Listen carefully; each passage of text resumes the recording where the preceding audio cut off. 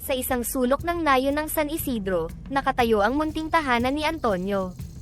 Ito'y yari sa mga kahoy at pawid, na saksi sa hirap ng buhay na kanyang kinakaharap. Mahirap lamang si Antonio, bawat araw ay puno ng pagsubok. Gumigising siya bago pa man sumikat ang araw, sinisimulan ng araw sa isang maliit na dasal bago tumungo sa bukid na hindi naman sa kanya. Sa kanyang paglalakad papunta sa bukid, madalas ay kinakausap niya ang sarili. Kailan kaya matatapos ang paghihirap ko? Bulong ni Antonio sa hangin habang dala ang lumang kalawanging itak at isang bayong na puno ng mga binhi. Ang bukid na kanyang sinasaka ay pag-aari ni Don Ernesto, ang pinakamayamang tao sa kanilang nayon. Madalas, nakakasalubong niya si Don Ernesto habang ito'y nagsisiyasat sa mga lupain. Antonio, siguraduhin mong maayos ang pagtatanim ng mga binhi. Kailangan natin ng masaganang ani sa taong ito, mahigpit na utos ni Don Ernesto. Opo Don Ernesto, gagawin ko po ang lahat ng aking makakaya, sagot ni Antonio, na may bahid ng pag-aalala sa kanyang mukha. Habang nagtatanim, palagi niyang iniisip ang kanyang inay na may sakit na naiwan sa bahay. Sana'y mayroon akong sapat na pera para sa gamot ni inay, sabi niya sa sarili habang inaayos ang mga binhing itinatanim. Ang bawat patak ng pawis at dumi sa kanyang kamay ay sumisimbolo sa kanyang pagpupursigi, at pag-asa na balang araw ay magbabago rin ang kanilang kapalaran. Isang araw, habang siya'y nagpapahinga sa ilalim ng puno ng mangga, isang matandang babae ang lumapit sa kanya. Ang babae ay kilala bilang si Aling Sisa, ang albularyo ng nayon. Antonio, nakikita ko ang iyong paghihirap. Huwag kang mawalan ng pag-asa anak. Ang bawat pagsubok ay may kaakibat na pagpapala, paalala ni Aling Sisa habang inaabot ang baong tinapay sa kanya. Mahirap po maniwala Aling Sisa, ngunit nagpapasalamat ako sa inyong mga salita. Pakiramdam ko'y hindi na ako magtatagal sa ganitong kalagayan, tugon ni Antonio. Tandaan mo Antonio, ang bawat gabi ay mayroong umaga. Manalig ka lamang, sagot ni Aling Sisa habang hinahaplos ang kanyang balikat bago tuluyang umalis. Sa pagtatapos ng araw, naglalakad pa uwi si Antonio na may bigat sa balikat hindi lamang ng kanyang mga dala na gamit kundi ng mabigat na pasanin ng buhay. Ngunit sa kanyang puso, may munting liwanag ng pag-asa na kanyang pinanghahawakan, ang pangarap na balang araw, magbabago rin ang lahat. Sa gabing iyon, habang nakahiga sa lumang banig, tinitigan ni Antonio ang bubong ng kanyang munting bahay. Ang butas-butas na bubong ay tila nag-uudyok sa kanya na huwag pang hinaan ng loob. Bukas ay panibagong araw. Sana'y may dala itong magandang kapalaran, bulong niya sa sarili bago tuluyang pumikit at magpahinga para sa susunod na araw. Sa bukid, nagtatrabaho si Antonio kasama ng iba pang mga magsasaka. Sila ay putikan at marumi, ngunit magkakasama sa kanilang paghihirap. Isa sa mga kasamahan niya, si Mang Jose, ay madalas makipag-usap kay Antonio habang sila ay nagtatrabaho. Antonio, paano ba ang lagay ng inyong ina? Nakabili ka ba ng kanyang mga gamot? Tanong ni Mang Jose habang sila ay nagpapahinga sa ilalim ng puno ng mangga. Mahina ang ngiti ni Antonio bago tumugon, hindi pa po Mang Jose. Mahina ang kita nitong mga nakaraang araw. Napilitan akong mangutang muna para may makain kami sa araw-araw. Nakakalungkot naman marinig yan. Alam mo, pareho lang tayo ng sitwasyon. Minsan iniisip ko, kailan kaya magbabago ang kapalaran natin, sabi ni Mang Jose, habang pinupunasan ang kanyang noo gamit ang kanyang lumang bimpo. Oo nga po Mang Jose. Pero kailangan nating magtiis at magpatuloy para sa ating mga mahal sa buhay. Ang mahalaga ay hindi tayo sumusuko, sagot ni Antonio, pinipilit ang sarili na manatiling positibo sa kabila ng mga pagsubok. Habang bumabalik sila sa pagtatrabaho, palihim na pinagmamasdan ni Antonio ang malawak na bukid. Sa bawat paghampas niya sa matigas na lupa, iniisip niya ang kanyang inang may sakit at ang mga pangarap niyang matagal na niyang kinimkim. Ang pag-asang balang araw ay magiging mas maayos ang kanilang buhay ay siyang nagbibigay sa kanya ng lakas para magpatuloy. Sa pagtatapos ng araw, lumapit sa kanya si Aling Marta, ang tindera ng sari-sari store sa kanilang nayon. Antonio, napansin kong madalas kang mangutang ng bigas at ulam. Siguraduhin mo lang na mabayaran mo ito sa susunod na ani, paalala niya, hindi makatingin ng diretso sa kanyang mga mata. Opo Aling Marta, gagawin ko po ang lahat para makabayad agad. Salamat po sa inyong pag-unawa, tugon ni Antonio, ang boses ay puno ng pag-aalala. Habang naglalakad sa madilim na landas pauwi, ang isipan niya ay puno ng mga tanong at pag-aalala. Paano kung hindi sapat ang ani? Paano ko mababayaran ang mga utang? Paano ko mapoprotektahan ang aking ina? Ang mga tanong na ito ay patuloy na umiikot sa kanyang isip habang siya ay dahan-daang lumalapit sa kanilang tahanan. Sa kabila ng lahat ng kanyang mga pag-aalala at paghihirap, isang bagay ang tiyak ni Antonio, hindi siya titigil. Ang bawat bagong umaga ay isang pagkakataon para sa pagbabago, at ito ang kanyang pinanghahawakan habang siya ay patuloy na lumalaban sa hamon ng buhay. Pagod na naglalakad pa uwi si Antonio mula sa bukid ng isang kakaibang ingay ang kanyang narinig mula sa kagubatan. Ang tunog ay tila may halong mga hikbi at kaluskos na di karaniwan. Nagpasya siyang sundan ang pinagmumulan ng ingay. Ang kanyang mga paa ay nagdala sa kanya sa isang masukal na landas, na tila ba hinihila siya ng isang hindi nakikitang puwersa. Habang papalapit siya, lumakas ang tunog at nadagdagan ng mga bulong na tila nagmamakaawa. Nakita niya ang isang lumang hawla na nakasabit sa mababang sanga ng isang puno. Sa loob ng hawla, mayroong maliit na nilalang na pinipilit makalabas. Ito ay isang duwende, hindi ito kathang-isip lamang tulad ng mga kwentong kanyang narinig noong bata pa siya. Ang duwende ay may makulay na damit at malungkot na mga mata. Nakaramdam si Antonio ng isang di maipaliwanag na awa at pagtataka. Paano napunta ang isang duwende dito? Tanong niya sa sarili habang dahan-daang lumapit. Kitang-kita niya ang pagkasabik at takot sa mukha ng duwende habang pinagmamasdan siya nito. Maawa ka tao, mahina ngunit malinaw na sabi ng duwende. Nadakip ako ng isang mangangaso at iniwan dito bilang bihag. Pakiusap, palayain mo ako. Nanginginig ang kamay ni Antonio habang binubuksan ang hawla. Hindi siya makapaniwala sa kanyang ginagawa, pakikipag-usap sa isang nilalang mula sa alamat. Naramdaman niya ang mabilis na pagtibok ng kanyang puso, halo ng takot at kaba, ngunit higit sa lahat, ang pagnanais na tumulong. Sa sandaling napalaya ang duwende, agad itong nagpasalamat. Salamat Antonio, wika ng duwende, na tila alam ang kanyang pangalan. Kilala mo ako, gulat na tanong ni Antonio. Oo, matagal na kitang pinagmamasdan. Alam ko ang iyong mga paghihirap at ang iyong kabutihang loob, sagot ng duwende, na may ngiti sa kanyang labi. Bilang sukli sa iyong kabaitan, nais kong mag-iwan ng regalo para sa iyo, isang regalo na magbabago ng iyong kapalaran. Sa sandaling iyon, hindi malaman ni Antonio kung ano ang kanyang mararamdaman. Naghalo ang pag-aalinlangan at pag-asa sa kanyang puso. Maaari kayang magbago ang kanyang kapalaran dahil sa isang estrangyerong nilalang na ito. Bumalik siya sa realidad nang maalala ang kanyang inang may sakit at ang kanyang mga utang. Anumang regalo iyan, sana'y makatulong ito hindi lamang sa akin kundi pati na rin sa aking ina, sambit ni Antonio, na ang tinig ay puno ng pag-asa at desperasyon. Magtiwala ka Antonio, sabi ng duwende. Ang regalo na ito ay magdadala ng kasaganaan at pagbabago hindi lamang para sa iyo kundi para sa lahat ng iyong minamahal.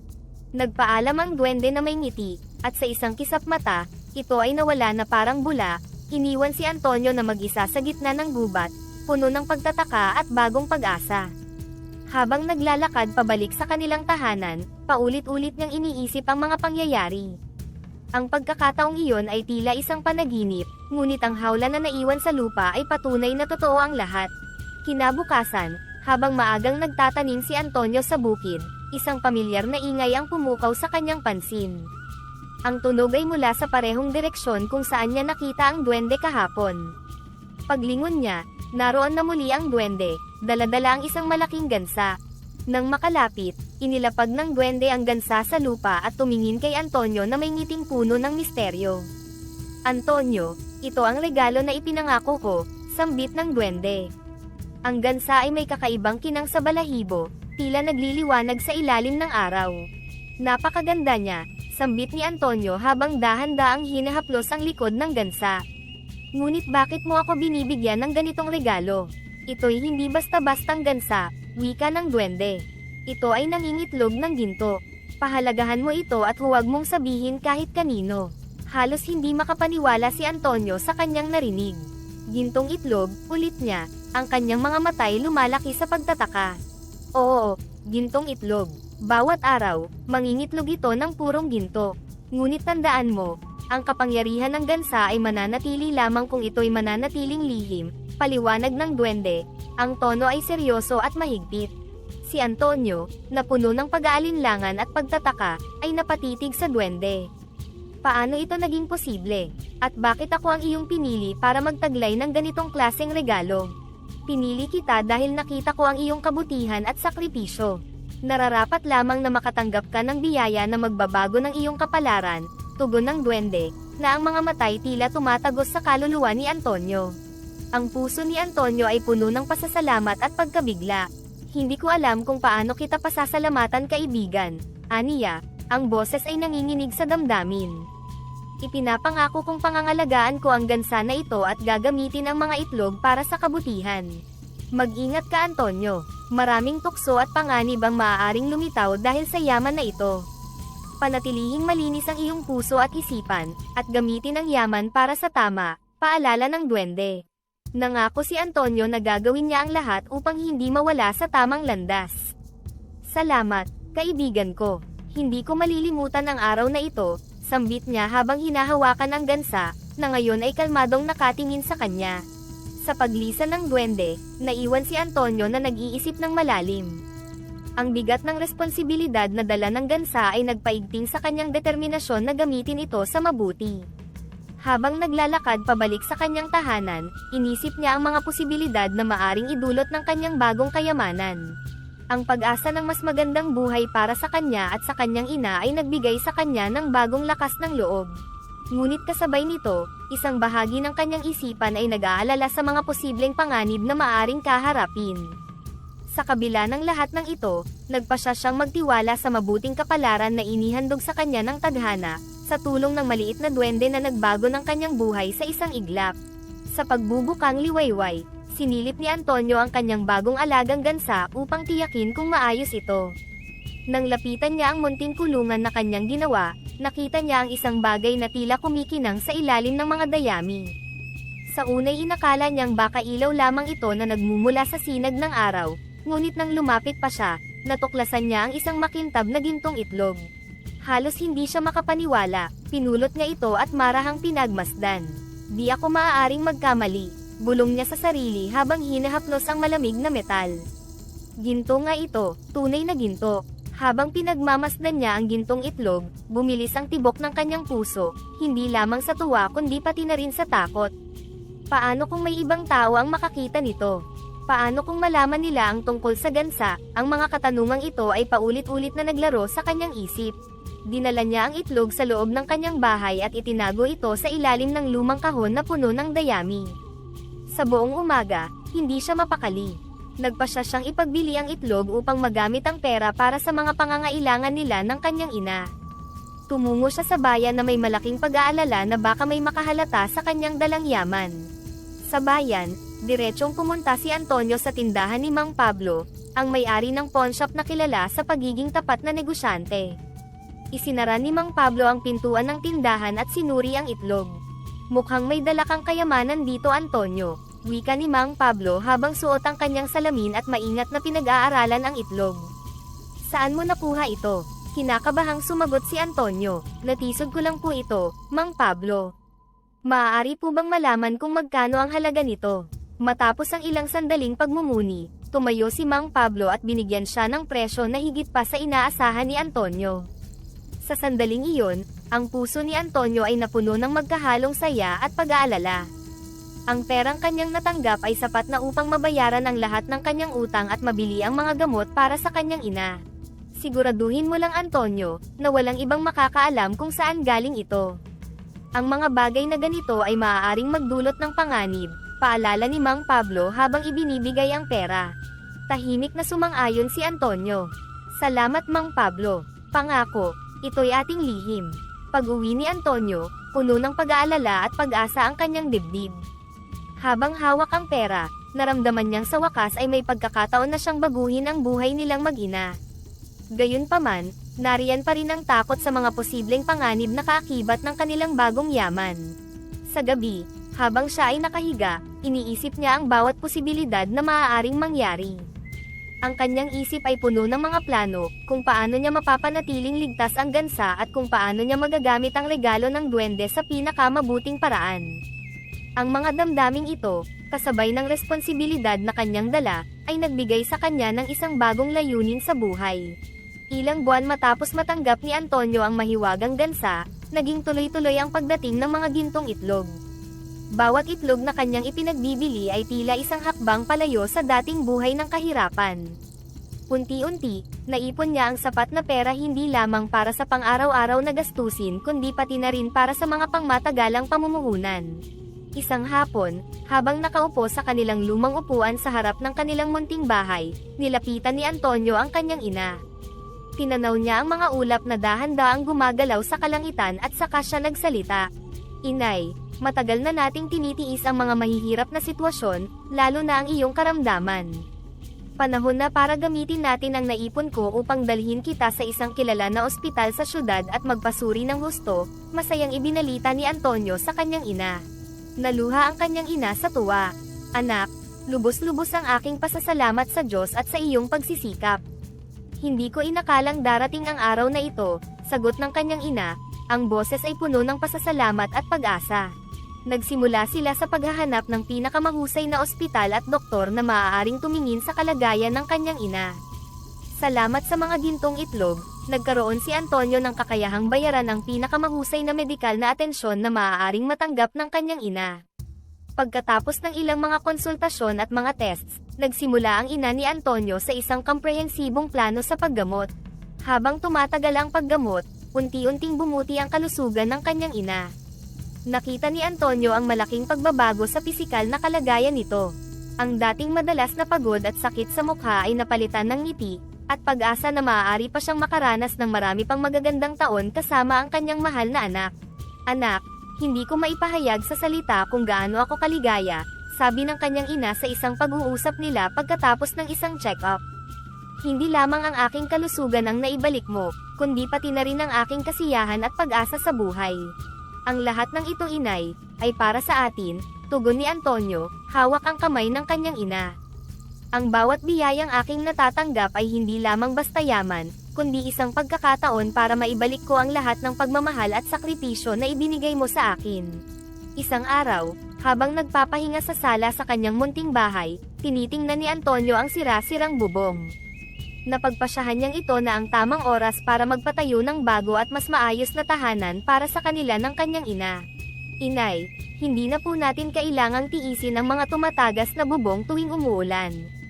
Panahon na para magkaroon tayo ng mas maayos at mas komportableng na tahanan, masayang ibinalita ni Antonio sa kanyang ina. Anak, mula nang ikaw ay bata pa, pangarap ko na ang magkaroon ng maayos na tahanan, sagot ng kanyang ina, ang mga matay lumuluha sa tuwa. Nagsimula ang konstruksyon ng bagong bahay. Gumamit si Antonio ng parte ng kanyang naipong pera para kumuha ng mga magagaling na manggagawa mula sa kalapit na bayan. Bawat pako at tabla na inilagay ay simbolo ng kanilang pagbangon mula sa dati nilang buhay. Habang pinapanood ni Antonio ang pagtatayo ng kanilang bagong bahay, hindi niya maiwasang maramdaman ang isang malalim na kasiyahan at kapanatagan. Inay, sa wakas, magkakaroon na tayo ng tunay na tahanan, hindi lamang isang silungan, aniya sa kanyang ina, habang magkasamang pinapanood ang konstruksyon ng kanilang bagong tahanan. Oo anak, at ito'y dahil sa iyong pagsisikap at kabutihan ng puso. Tiyak ko, ang yaman na ito ay bunga ng iyong mabuting hangarin, tugon ng kanyang ina, habang hinahaplos ang kanyang likod bilang tanda ng suporta at pagmamahal. Sa paglipas ng mga araw, unti-unting nabuo ang kanilang bagong bahay. Hindi lamang ito mas malaki kundi mas matibay din kumpara sa kanilang luma at munting bahay. May mga bintana na itong maliwanag na nagpapasok ng sariwang hangin at ilaw, malayo sa dating madilim at masikip na espasyo. Isang hapon, habang nakaupo si Antonio sa ilalim ng puno ng mangga, pinagmamasdan niya ang kanyang bagong bili na lupain na katabi lamang ng kanilang tahanan. Hindi pa rin siya makapaniwala sa malaking pagbabagong ito sa kanilang buhay. Sa sumunod na mga araw, nagpatuloy si Antonio sa kanyang mga plano. Bumili siya ng mga bagong gamit sa pagsasaka, kabilang na ang isang traktora, na lalong nagpataas ng ani sa kanyang bukid. Ang dating lupaing tigang ay ngayon ay luntian at hitik sa mga pananim. Isang umaga, habang pinapatakbo ni Antonio ang kanyang bagong traktora, nilapitan siya ng kanyang matalik na kaibigan na si George. Antonio, hindi ako makapaniwala sa mga pagbabagong nakikita ko. Parang kailan lang, naghihirap ka sa pagbubungkal ng lupa, sabi ni George, habang nakatingin sa malawak na bukid. Oo nga George. Minsan, iniisip ko kung totoo ba itong lahat.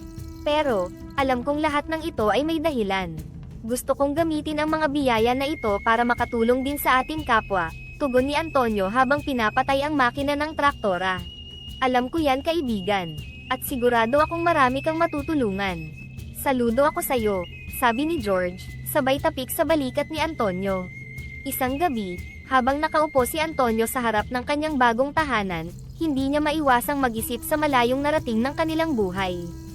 Ang dating hirap at pagod ay napalitan ng pag-asa at kasaganaan. Maraming salamat inay, sa inyong mga paalala at gabay. At sa iyo, mahiwagang duwende, kahit hindi kita nakikita, nararamdaman kong kasama kita sa paglalakbay na ito, bulong ni Antonio sa hangin, puno ng pasasalamat sa puso. Sa gitna ng isang tahimik na gabi sa nayon, isang hindi inaasahang malakas na bagyo ang dumating. Ang mga unang patak ng ulan ay mabilis na nauwi sa isang walang tigil na buhos, na parang galit na galit ang langit sa lupa. Ang hangin ay sumisipol at umiiyak sa bawat sulok, gumigising sa mga tahimik na sambahayan. Sa loob ng kanilang tahanan, nakaupo si Antonio kasama ang kanyang ina habang nakikinig sa hagupit ng hangin. Inay, tila iba itong bagyong ito, mas malakas kumpara sa mga nakaraan, sabi ni Antonio, habang sinisikap niyang maitago ang kanyang pag-aalala. Oo anak, tugon ng kanyang ina na may halong pangamba. Ipagdasal natin na huwag masyadong magtagal ang bagyo na ito. Sana ay ligtas ang ating mga kapitbahay. Ang bawat bugso ng hangin ay tila isang malakas na hampas sa mga bahay, kinakalampag ang mga bintana at pintuan. Ang mga kahoy na bahagi ng kanilang tahanan ay umiinit sa bawat hampas ng hangin, nagbabadya ng posibleng kapahamakan. Sa kabila ng ingay ng ulan at hangin, pinilit ni Antonio na tumayo at silipin ang labas mula sa kanilang bintana. Ang mga kalye ay mabilis na napuno ng tubig, at ang ilang mga bahagi ng kanilang maliit na nayon ay lumubog na sa baha. Nakakabahala ito inay. Hindi pa tayo nakakakita ng ganitong klase ng baha, ani Antonio, habang kanyang tinatanaw ang lumalalang sitwasyon sa labas. Mag-ingat ka anak, huwag kang masyadong lumapit sa bintana. Baka biglang may lumipad na bagay na tumama sa'yo, paalala ng kanyang ina, ang tinig ay puno ng pag-aalala. Habang lumalalim ang gabi, ang sitwasyon ay hindi nagpapakita ng anumang senyales ng paghupa. Ang bagyo ay tila isang higanteng nilalang na nagwawala, walang habas na sinisira ang lahat sa kanyang landas. Sa isang bahay ilang metro ang layo mula kay Antonio, ang pamilya ni Mang Ernesto ay nagkukumpulan sa ilalim ng isang mesa. Papa, natatakot po ako, umiiyak na sabi ng maliit na anak ni Mang Ernesto. Huwag kang matakot anak, nandito tayo lahat, magkakasama tayo, pilit na pinapakalma ni Mang Ernesto ang kanyang anak, bagamat ramdam niya ang sariling takot. Sa kabila ng kanilang pagsisikap na manatiling mahinahon, ang bawat isa sa nayon ay ramdam ang pangamba. Ang pag-aalala sa seguridad ng kanilang mga bahay at ang kaligtasan ng kanilang mga mahal sa buhay ay nagdulot ng mabigat na damdamin sa kanilang lahat. Nang mag-umaga, humupa ang bagyo ngunit iniwan nito ang nayon sa matinding pinsala. Maraming bahay ang napinsala, at ang mga pananim na pinagkukunan nila ng kabuhayan ay lubos na nasira. Si Antonio, kahit pagod at nababahala, ay agad na lumabas upang tulungan ang kanyang mga kapitbahay. Ang eksena sa labas ay mas grabe pa sa inaasahan, mga bahay na halos gumuho, mga nasirang pananim, at mga mukha ng kanyang mga kapitbahay na puno ng pagkabahala at kawalan ng pag-asa. Magtulungan tayo, panawagan ni Antonio sa kanyang mga kapitbahay. Hindi tayo dapat mawalan ng pag-asa. Magkakasama nating haharapin ang hamon na ito at muling itatayo ang ating nayon. Ang kanyang mga salita ay nagbigay ng kaunting liwanag sa mabigat na damdamin ng mga tao. Sa gitna ng kaguluhan at pagkawasak, ang kanilang komunidad ay muling nagbuklod, handang harapin ang mga susunod na araw ng pagbangon at pagkakaisa.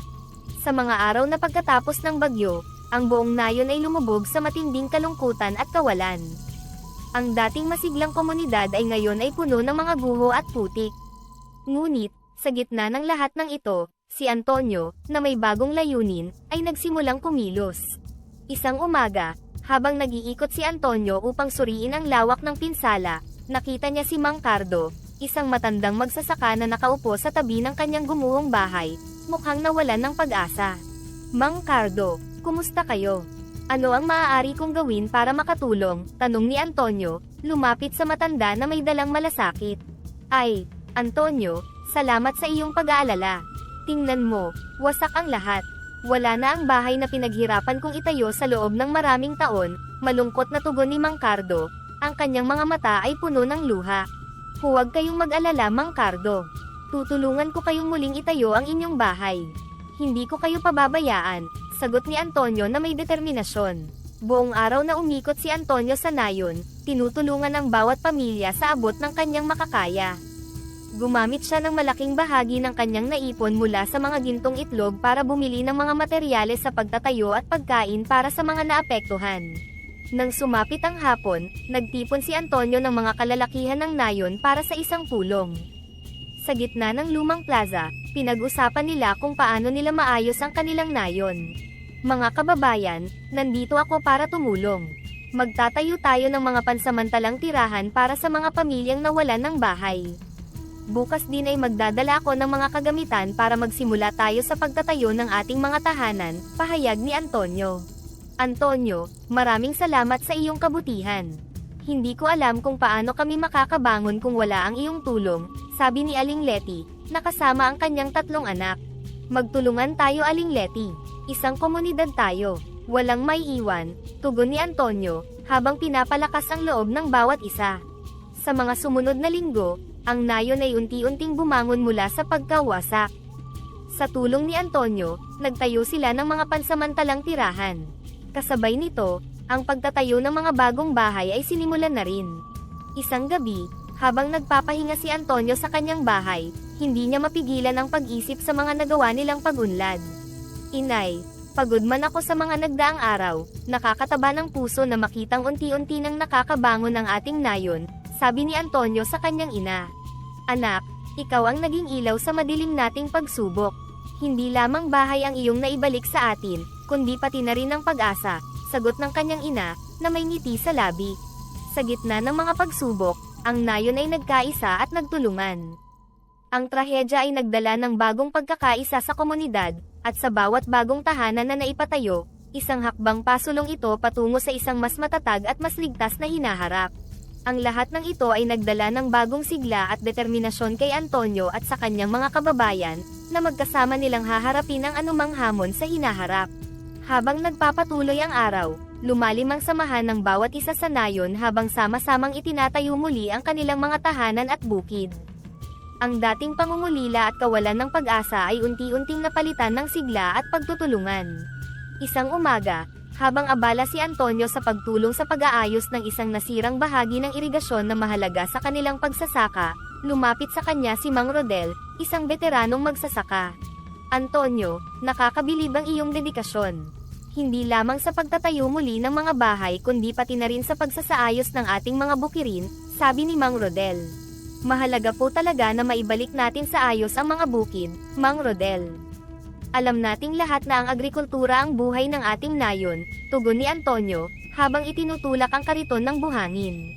Tama ka, Antonio, at nakakatuwa na makita ang lahat, mula sa kabataan hanggang sa mga katulad kong may edad na nagtutulungan. Parang isang malaking pamilya, dagdag ni Mang Rodel, na may ngiti sa kanyang mukha. Sa sumunod na mga araw, sama-samang nagtrabaho ang buong nayon. Ang mga kabataan ay tumulong sa paglilinis ng mga kalsada, habang ang mga matatanda ay nagbahagi ng kanilang kaalaman sa mas bata sa pagtatanim at pag-aalaga ng mga pananim. Ang mga kababaihan naman ay nag-organisa ng mga feeding program para sa mga manggagawa. Isang hapon, habang nagpapahinga sa ilalim ng isang malaking puno, nagkaroon ng pagkakataon si Antonio at ilang kababayan niya na pag-usapan ang mga pagbabago sa kanilang nayon. Antonio, salamat sa iyong pag-initiate sa mga ganitong pagkilos.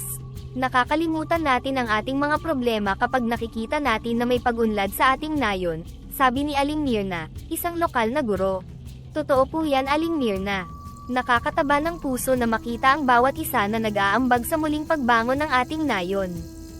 Hindi ito magiging posible kung hindi dahil sa pagtutulungan ng bawat isa, sagot ni Antonio. Sa pagtatapos ng araw, habang pinagmamasdan ni Antonio ang unti-unting pagbabago ng kanilang nayon, nadama niya ang isang malalim na kasiyahan. Ang kanyang puso ay puno ng pasasalamat sa kanyang mga kababayan na walang sawang nagtutulungan. Ang tunay na lakas ng isang komunidad ay hindi nasusukat sa mga material na bagay na mayroon tayo, kundi sa pagkakaisa at pagtutulungan ng bawat isa, lalo na sa panahon ng krisis. Bulong ni Antonio sa kanyang sarili habang pinapanood ang paglubog ng araw, simbolo ng pagtatapos ng isa pang araw ng pagtutulungan at ng bagong pag-asa para sa kanilang nayon. Habang namamasyal si Antonio sa kanyang bukirin isang hapon, tinitiyak niyang maayos ang pagtubo ng mga pananim pagkatapos ng nakaraang bagyo, isang hindi inaasahang bisita ang muling nagpakita sa kanya. Ang duwende na unang nagbigay sa kanya ng mahiwagang gansa ay lumitaw mula sa mga anino ng mga puno. Antonio, tawag ng duwende, ang tinig ay mahina ngunit malinaw, na tila musika sa hangin. Napahinto si Antonio at lumingon sa pinanggalingan ng tinig. Ang maliit na nilalang ay nakatayo sa tabi ng isang malaking puno, ay masayang ngumiti. Ikaw nga, sabi ni Antonio, ang kanyang mukha ay sumilay ng pagtataka at kagalakan. Bumalik ka. Oo Antonio, tugon ng duwende habang lumalapit, sa kamay ay may tangan na isa pang gansa, kahawig ng nauna ngunit may tila mas makintab na balahibo. Nakita ko ang iyong kabutihan at ang iyong walang pag-iimbot na pagtulong sa iyong mga kababayan. Nararapat lamang na muling pagpalain ka. Hinaplos ni Antonio ang likod ng gansa, na mahinahon sa kanyang tabi, at tumingin sa duwende ng may lalim ng pasasalamat. Hindi ko inaasahang babalik ka pa, lalo na may dala pang isa pang biyaya, aniya. Narito ako hindi lamang dahil sa iyong kabutihan, paliwanag ng duwende, kundi dahil rin sa pagnanais kong makita ang iyong komunidad na lalong umunlad. Ang gansa na ito, tulad ng nauna, ay mangingitlog din ng ginto. Gamitin mo ang mga itlog para sa karagdagang pag-unlad ng iyong nayon at sa pagtulong sa mga nangangailangan. Napaisip si Antonio sa bigat ng responsibilidad na muling ipinagkatiwala sa kanya. Paano ko masisiguro na magagamit ko ng tama ang biyayang ito? Ayaw kong ito ay maging dahilan ng hidwaan o inggit. Matalino kang mag-isip Antonio, sagot ng duwende. Ngunit alam kong gagamitin mo ang mga itlog sa paraang makakabuti sa lahat. Ang iyong puso ang magiging gabay mo.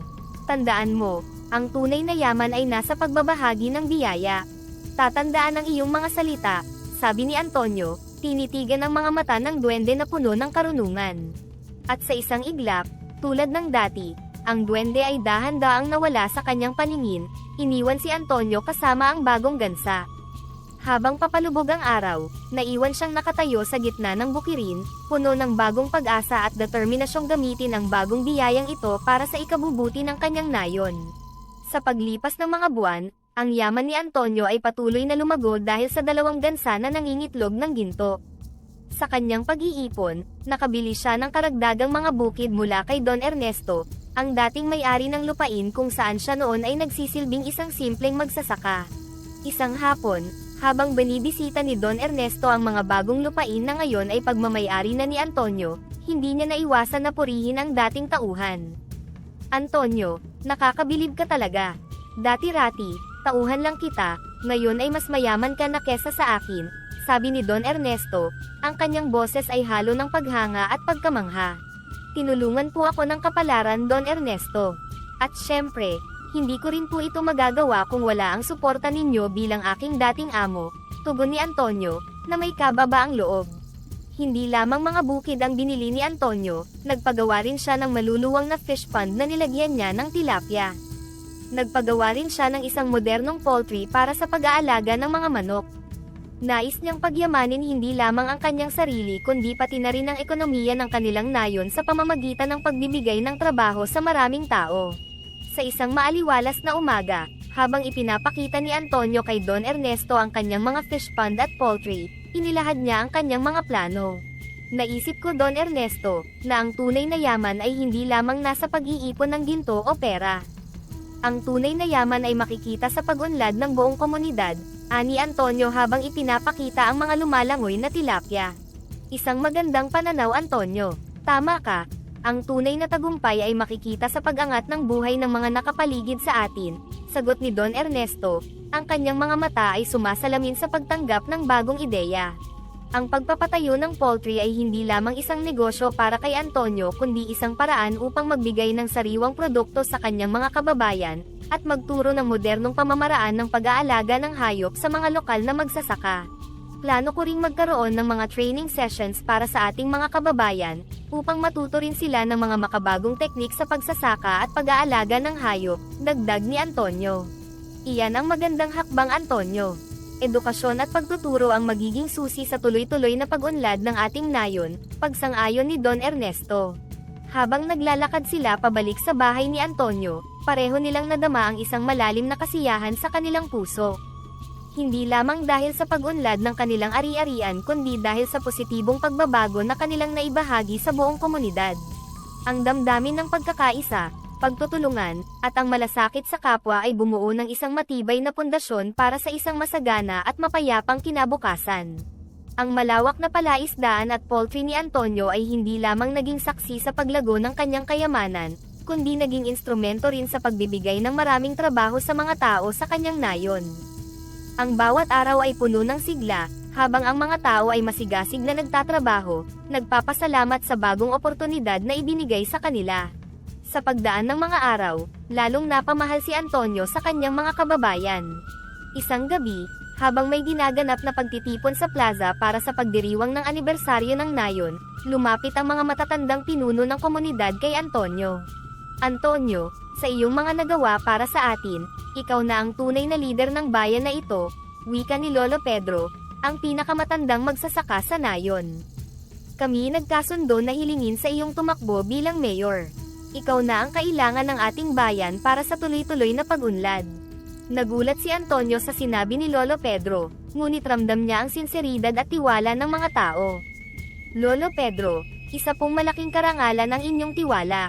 Kung iyan po ang inyong nais, handa akong paglingkuran ang ating bayan hindi bilang Antonio lamang kundi bilang inyong alkalde. Tugon ni Antonio, ang kanyang puso ay puno ng pasasalamat at determinasyon. Sa sumunod na halalan, nanalo ng landslide si Antonio bilang mayor. Sa kanyang pagkaluklok, ginamit niya hindi lamang ang resources ng gobyerno kundi pati na rin ang yaman mula sa gintong itlog ng kanyang mga gansa para sa karagdagang pagpapaunlad ng bayan. Sa unang taon ng kanyang panunungkulan, naglunsad siya ng mga bagong proyekto. Nagtayo siya ng mga bagong pasilidad pangkalusugan, mga paaralan na may modernong kagamitan, at nagpalawak ng mga infrastruktura para sa agrikultura at kalakalan. Isang araw, habang nag-iinspeksyon sa isang bagong gawang eskwelahan, kinausap siya ni Ma'am Jessica, isang guro. Mayor Antonio, hindi po maipaliwanag ang aming pasasalamat sa mga pagbabago at oportunidad na inyong dinala, sabi ni Ma'am Jessica, habang ipinapakita ang bagong silid-aralan. Ang mga bata ay masaya at sabik sa pag-aaral dahil sa magandang kapaligiran. Ma'am Jessica, ang edukasyon ang susi sa ating kinabukasan, sagot ni Antonio. Bilang isang nayon, ang pagyabong ng ating mga kabataan ang magdadala sa atin sa mas matagumpay na bukas. Lahat ng ito'y para sa kanila. Sa mga sumunod na taon, ang nayon ni Mayor Antonio ay naging halimbawa ng pagbabago at pag-unlad. Ang dating simpleng magsasaka na may 2 gintong gansa ay naging pinuno na hindi lamang nagdala ng material na yaman kundi ng pag-asa at inspirasyon sa kanyang mga kababayan. Sa ilalim ng mga bituin, sa gabi ng kanyang ika-5 taon bilang mayor, tumayo si Antonio sa balcony ng munisipyo, pinagmamasdan ang tahimik ngunit masiglang bayan na kanyang pinaglilingkuran. Sa biyaya ng mga gintong itlog at sa pagsisikap ng bawat isa sa atin, na isakatuparan natin ang maraming pangarap, bulong niya sa sarili. Ang tunay na kayamanan ay nasa pagkakaisa at pagsusumikap nating lahat, at sa puso ng bawat mamamayan, si Antonio ay hindi lamang isang alkalde kundi isang tunay na lider na nagbigay liwanag sa landas ng kanilang bayan patungo sa isang masaganang kinabukasan. Ang kanilang pagtutulungan at pagkakaisa ay naging saksi sa tunay na yaman ng isang komunidad, ang magkakasamang pag-angat sa buhay ng bawat isa.